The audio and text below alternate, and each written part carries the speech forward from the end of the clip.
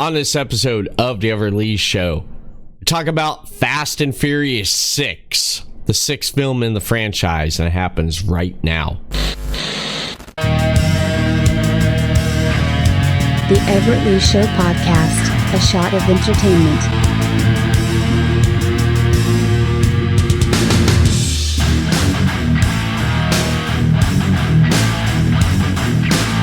Fast and Furious 6 is a 2013 American action film directed by Justin Lin, written by Chris Morgan.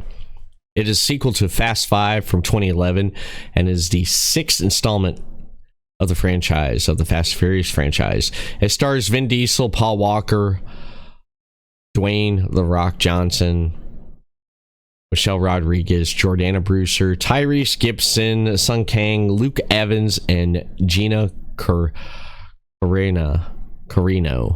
In the film, Toretto, O'Connor, and the team are offered pardons for their crimes in exchange for helping DSS agent Luke Hobbs apprehend a mercenary organization led by former British SAS soldier Owen Shaw. The sixth film was planned as early as February 2010, prior to the production of Fast 5. This was confirmed in April 2011 after Morgan began writing the screenplay, while the return of Diesel, Lin, and producer Neil H. Morris were confirmed that June. Discussion among arose filming alongside a potential seventh installment, where these were announced once principal photography began in July 2012, which lasted until that December, with filming locations including Los Angeles, London, Glasgow, and the Carney Islands. Similar to his predecessor, Fast and Furious 6 featured mostly practical stunt work, which required design specific vehicles in order to be competed. Brian Taylor, the composer of the previous three installments, did not return to scheduling conflicts and was replaced by Lucas Vidal. Fast and Furious 6 is the last film in the franchise released in Walker's lifetime. Pretty much, this is the last Fast and Furious film where it had Paul Walker shoot everything, all his scenes in this movie here, and that pretty much set everything up. I mean, this was it, man. He finished it. I mean, this is his last full movie he did. We'll talk about Furious 7 when that comes around, but yeah, it pretty much was like that. So in this film, this one was a trilogy, with the fifth film and the fourth film, a brand new trilogy, and they pretty much already had this planned out and what they wanted to do with this film while they were filming Fast 5, and probably even back with Fast 4. After Fast 4, they start talking about the fifth and sixth film, what they wanted to do. I think they wanted to shoot this one back to back too, but however, that didn't happen. But just like the fourth and fifth film was almost like a back to back. So pretty much everyone is off doing their thing. They have Reyes's money. Reyes died.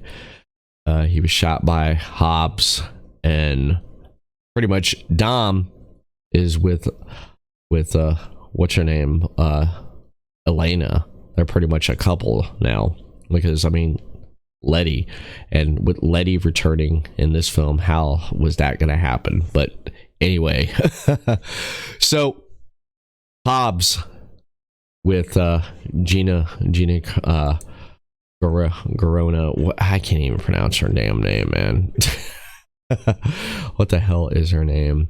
Gina Carino. Hobbs and Riley.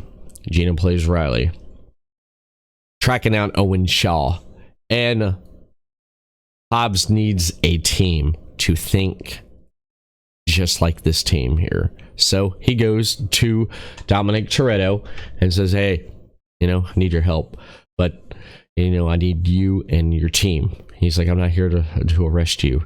And pretty much the team decides, yeah, we'll do this.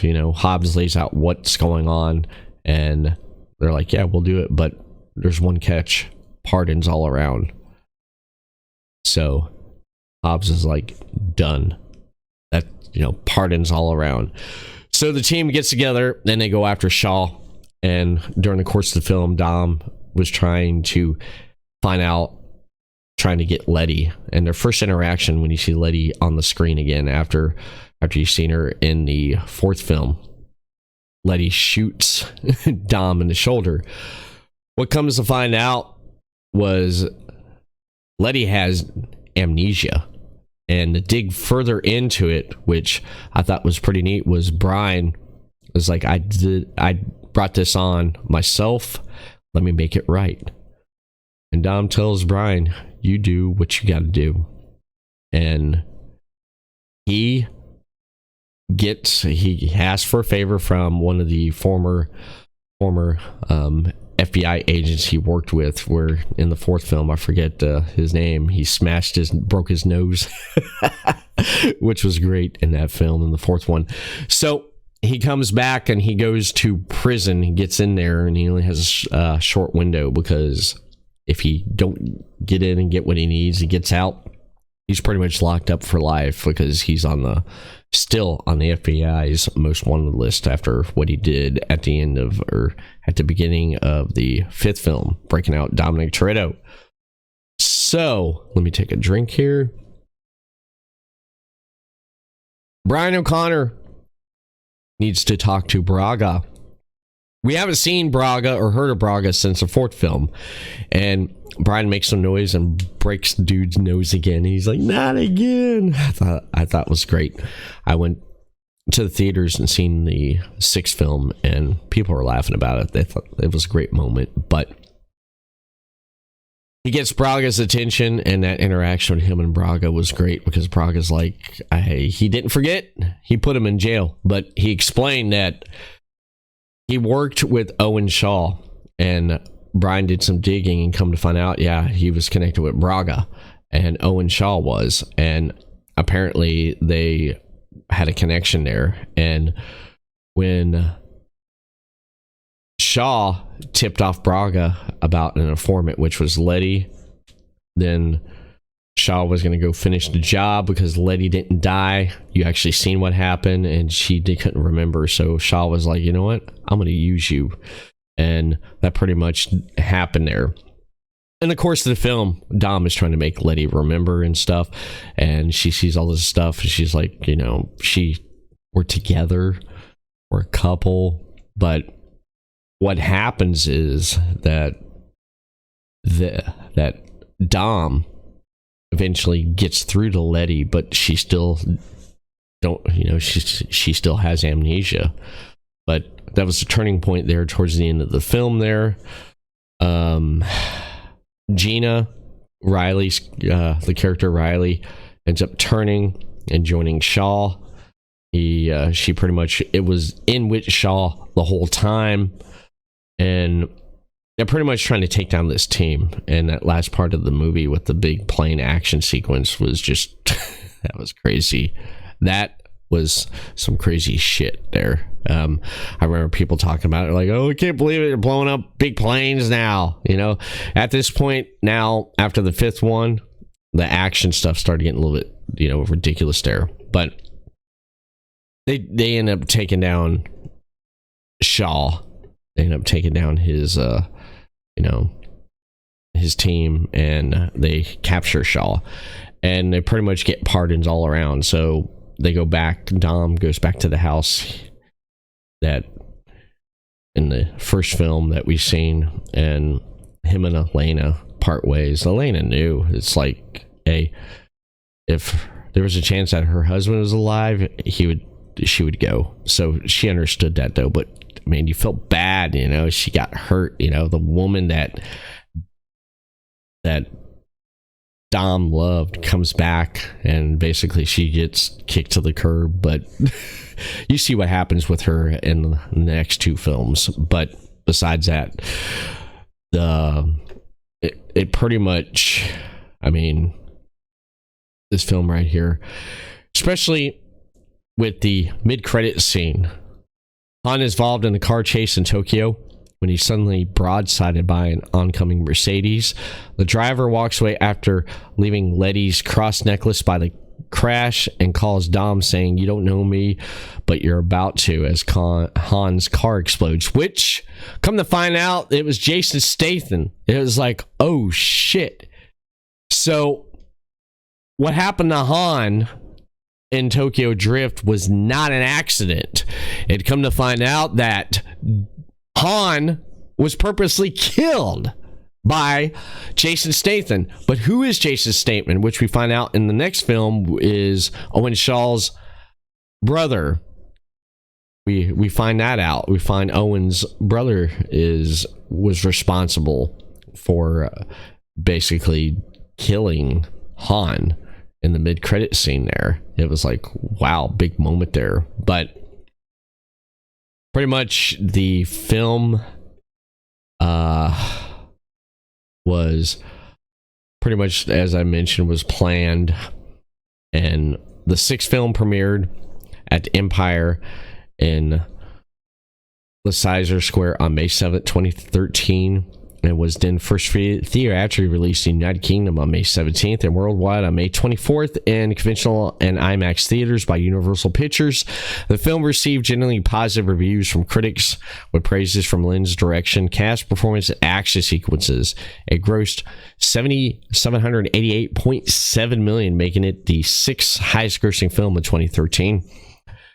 The fourth highest grossing film distributed by Universal, and then the highest grossing film in the franchise.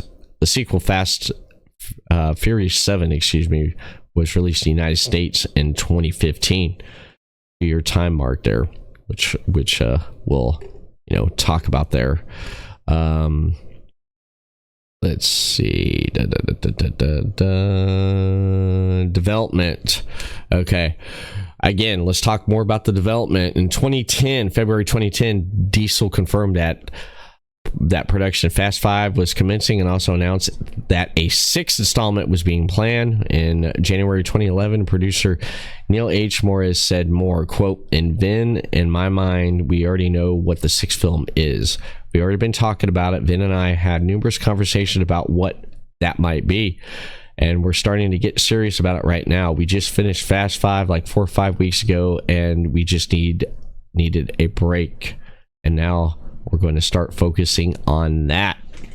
In April 2011, it was confirmed that Chris Morgan had already been work on the script for a potential sixth film on the behest of Universal Studios. It was also confirmed that Universal intended to transform the series from street race and action to a series of heist films with car chases, just as mentioned there, with which I talked about in the last podcast, like The Italian Job, French Connection, So pretty much on June 24th, 2011, Universal Pictures announced that the anticipated sequel was scheduled to release on May 24th, 2013.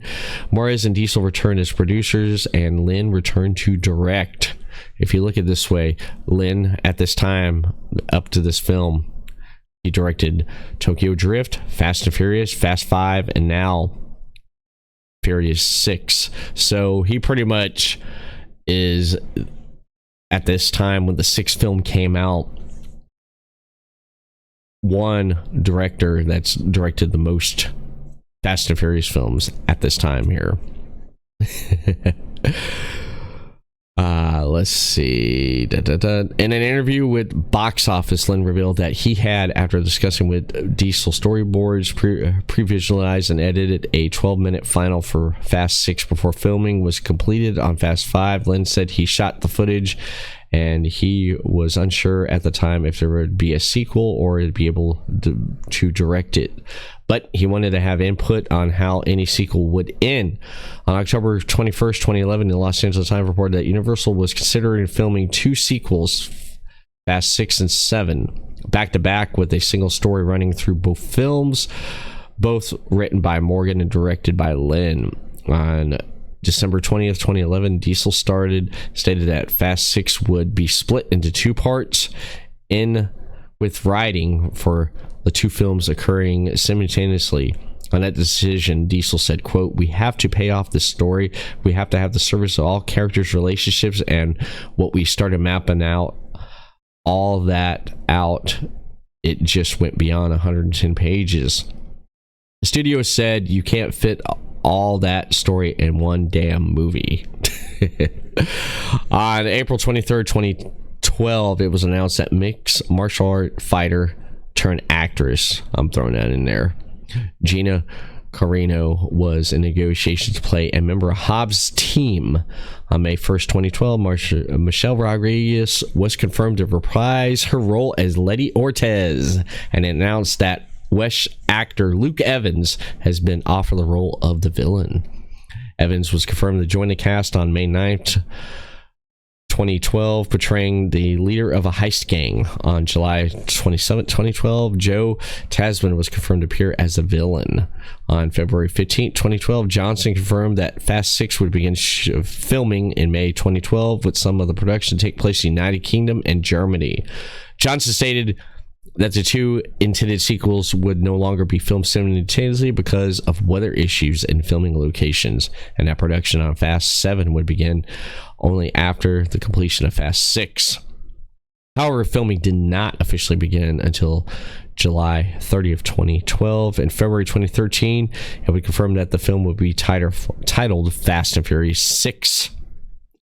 Principal photography began on July 30th, 2012 in London, England, while Fast 6 became the only third production to be allowed to film in wherever this is in Piccadilly Circus, excuse me, a scene involving Diesel and Rodriguez drag racing. Lynn was unable to obtain permission to shoot an elaborate action sequence there involving an explosion oil tanker, and so a replica of the landmark was built at Shepperton. The production were only given 2 minutes every hour to shut down the area for filming. Stunt and car chase sequence began filming a location in Glasgow, Scotland on August 29, 2012, and they were scheduled to conclude on September 16, 2012. The shot took place entirely at night and involved approximately 250 crew, but none of the central cast. Sets were built on site for the scenes, including a large car showroom. So they pretty much shot all over the place, to Canary Islands, to Glasgow, Scotland, and stuff. So it pretty much was like that. And again, Brian Tyler was not on the soundtrack, and he didn't score this one movie right here. Lucas Vidal composed the music score for Fast and Furious 6. In addition to Vidal's score, tracks by composer Brian Tyler from the franchise's previous installments are also featured in the film. The soundtrack album to the film was released by Def Jam Recording on May 21st, 2013. It features many electronic hip-hop tracks, including songs by Deadman 5, Ludacris, and many others. So, a lot went into this film right here, man, to make this film the way it is. So, let's talk about some trivia, stuff that we didn't know about. When Hobbs arrived at the barbecue, Roman remarked that they better hide the baby oil, to which Hobbs replied, "You better hide that big-ass forehead." Hobbs' line was improvised by Wayne Johnson, so Ludacris spitting out his drink and Tyrese Gibson being at loss of words are both spontaneous and a genuine reaction. It was improv, which is great. And I don't know if you've noticed this, though, but in the scene in London when Dom is racing with Letty, there's a small Asian boy who is seen watching the race from a classic London double-decker Red Street bus. The same kid was shown watching Dom and Brian while they pull the safe in the previous movie, Fast 5. It's Justin Lin's son. Following Paul Walker's death on November 30th, 2013, Universal announced that a portion of the profits from the film's North America Blu-ray and DVD sales would be donated to Walker's charity Reach Out Worldwide. Hobbs is mocked 3 times as a different member of the Avengers. He is verbally referred to as the Hulk, Captain America, and third seen on the cell phone caller ID as Samoan Thor. The tank chase was originally planned to be created via CGI, but director Justin Lin insisted that it had to be done, particularly with some post-production enhancements. Allegedly, more than 100 cars were crashed, wrecked, and otherwise destroyed in the process of filming. Originally conceived as two movies, the first ending with the conclusion of the tank scene and the second ending with the plane. So when Tej and Hobbs go to the classic car auction in London, Tej sarcastically makes fun of Hobbs' purposed knowledge about cars with the line, he reads the brochure, I'm proud, after Hobbs commented about horsepower and number of cylinders. That line is almost the same, used by Sean Boswell from Fast and Furious Tokyo Drift. I caught on to that. I laughed at the theater when I said that. People are just like, yeah. That's where that came from. When he sarcastically responded to the prohibition from the arrogant high school student, Sean's line was, wow, you read the brochure, after the student commented about horsepower and exhaust systems. An early leaked version of the Super Bowl television spot showed the title Fury 6 as the title of the film.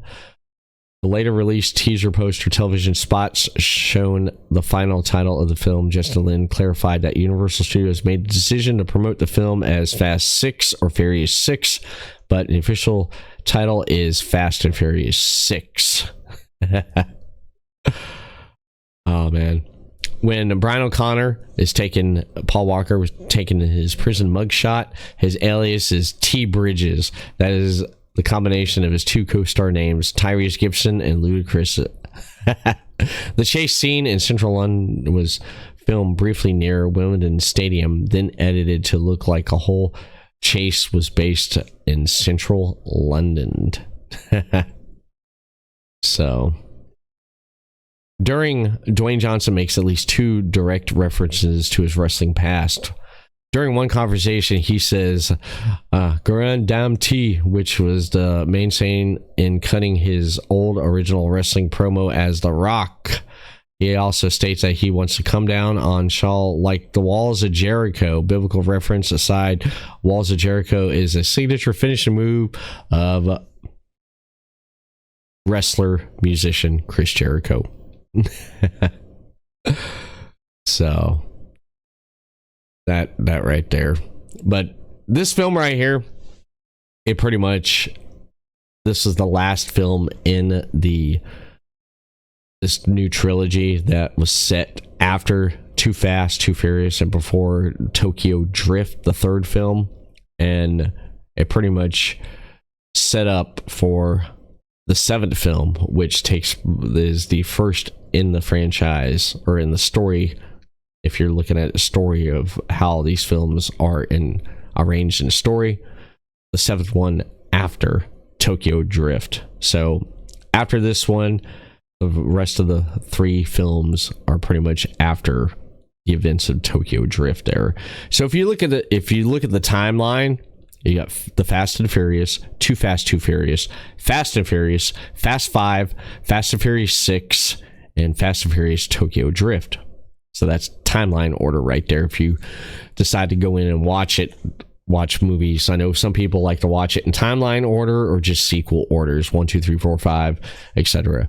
But that right there, it pretty much, that's, I have nothing else to say. I mean, well, let's finish it off right here. Let's take it home. Let's get the critics. Fast and Furious holds an approval rating of 70% with an average of a 6.210 based on 213 reviews from Rotten Tomatoes. The site critically consumer reads with high octane humor and terrifying action sequences. Fast and Furious 6 builds upon the winning blockbuster formula that made Fast 5 a critical and commercial success. On a metric, the film has weighed average score of 61 out of 100 based on 39 critics. indicating generally favorable reviews. Audience polled by CinemaScore gave the film an average grade of A on a scale from A plus to F scale. So, Fast and Furious 6 was generally considered an effortlessly mix of absurd action sequences and outrageous stunts with predictable but enjoyable plot and character dialogue. It was a fun film. I mean, it's a fun film. The interaction with the characters and stuff, that's what you get out of a Fast and Furious film now from this point on. It was, you know, you got the comic relief of Tej and Roman Pierce. I mean, so that right there, I mean, it was a perfect fitting in the last film in that new trilogy of with fourth and fifth one, the sixth one. But I feel like Fast 6 is like I don't know. It just, it felt to me rushed when I watch it. I went back and watched it not too long ago, and I mean, yeah, that's a good story. You want to see them, you know, will they get pardoned? Will these guys be able to go back to a regular life and not look over their shoulders, or be, you know, going to, you know, countries where they're, you know, where they don't get deported back for the crimes they did. You know, it's one of those things. But besides that, I mean, yeah, you had Riley turning on the team and joining Owen Shaw there.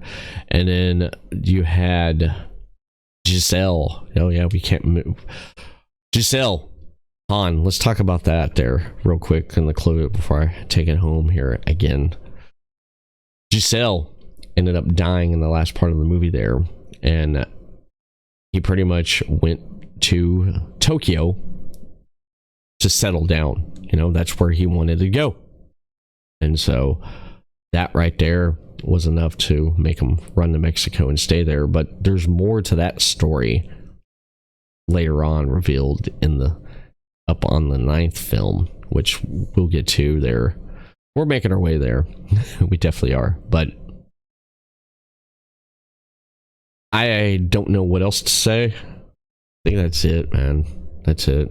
I want to thank everyone for tuning in and downloading the audio portion and listening of this podcast and watching and viewing the video portion of this podcast. Everett Lee signing off.